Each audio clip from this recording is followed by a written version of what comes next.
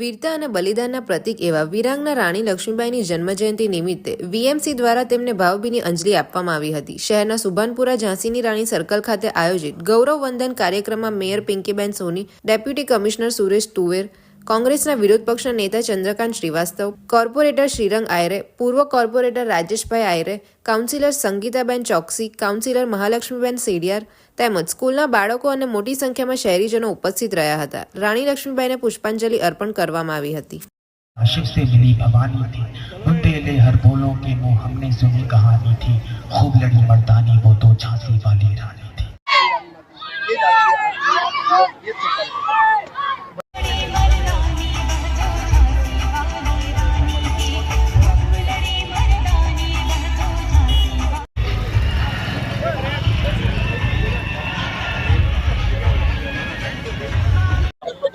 ગૌરવશાળી શૌર્ય, પરાક્રમ, બલિદાન, ત્યાગ અને વીરતાનું પ્રતીક એટલે ઝાંસી કી રાણી।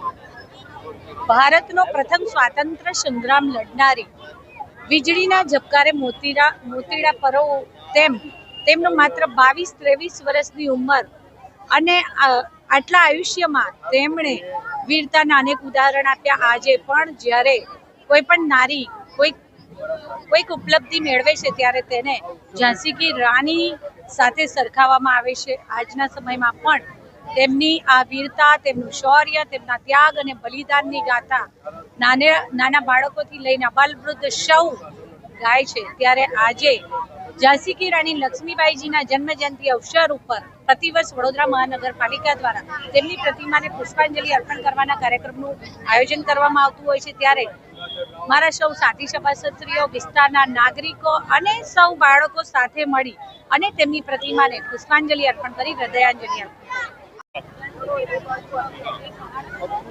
खूब लड़ी मर्दानी वो तो झांसी वाली रानी थी। તમે જાણો છો કે મુદ્દો में भी जान डाल दे वो झांसी रानी थी। સમગ્ર દેશભરની અંદર 19 નવેમ્બર 1828 આ દિવસ ક્યારે પણ આપણે ભૂલી નહીં શકીએ। આજે આપણે જે પણ છે અને જ્યારે મહિલા સશક્તિની વાત આવે ત્યારે ઝાંસી રાણીને ક્યારે પણ ભૂલા નહીં। વીરાંગના ઝાંસી રાણીના આજે જન્મદિવસ નિમિત્તે સમગ્ર વડોદરા શહેરવાસીઓને કોટી કોટી વંદન, સાથે સાથે એમના જન્મદિવસ નિમિત્તે સમગ્ર સ્વતંત્ર વીરોને પણ વંદન।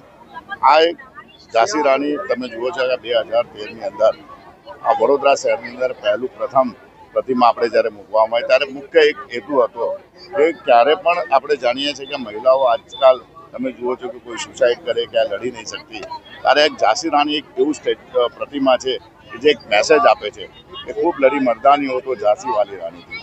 એટલે આવા સમયે આવા એક પ્રતિમાથી જ્યારે કોઈ મહિલા આમ તેમ થાય કે હું સુસાઇડ કરીશ, આ કરીશ, ત્યારે આવા એક મેસેજ રૂપે કે ઝાંસી રાણી માત્ર 20 થી 25 વર્ષની ઉંમરે 300 ફિરંગીઓ સામે લડતી હતી।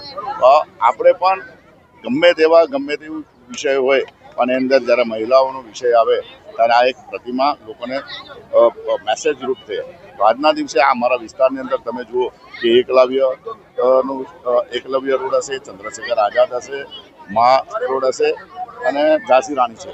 તો હર હંમેશા મહિલાઓને પ્રાધાન્ય આપી અને ઝાંસી રાણીનો એક મેસેજ આજના દિવસે અમે લોકોને પણ કે આવો આપણે પણ આપણા દીકરાઓને આપણી દીકરા આજે મોટી સંખ્યાની અંદર નૂતન વિદ્યાલય છે, સાથે સાથે અમારી સીએચ વિદ્યાલય છે, વડોદરા શહેરના પ્રથમ નાગરિક મેયરશ્રી છે, ઓપોઝિશન લીડર અમારા મિત્ર એવા ભટ્ટભાઈ છે, સમગ્ર ભારતીય જનતા પાર્ટીના અમારા સાંસ્કૃતિક મંડળના અમારા વર્ષાબેન છે, સમગ્ર આજુબાજુના સૌ લોકો આવ્યા છે। સૌએ જન્મદિવસની ખૂબ શુભેચ્છા પાઠવી છે। ખૂબ લડી મર્દાની वो तो झांसी की रानी थी।